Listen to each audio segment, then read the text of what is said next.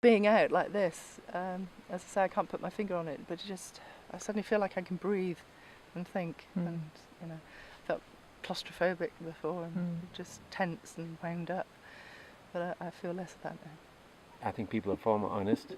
They're probably quite creative too. So I think the environment is really what is making all of this happen. I mean, if we were stuck in a classroom somewhere, it just wouldn't happen.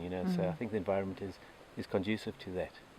When you walk around a corner and you see a structure which you've never seen before, it kind of distracts your thought process. And I think in terms of creativity, like the birds going over there, the creative processes, when your mind jumps from one thing to another, I think is very useful for making connections between different concepts.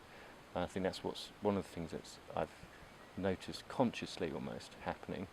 Unconsciously, I'm sure there's lots of other stuff going on, just being at nature. It's not quite Bear Grylls, but it feels like it sometimes. I think that enables you to get a bit closer to your true self as a human being.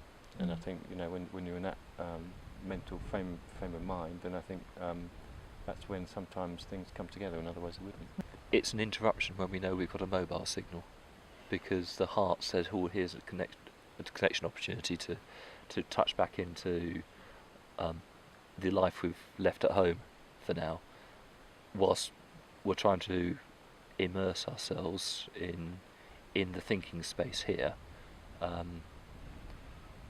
So yes, it is a great place to reflect. Obviously, when the environment is as powerful as this one, I think it's just natural. You have to disconnect, right? It's just because you want to admire the environment and enjoy it, and I think that is helping a lot.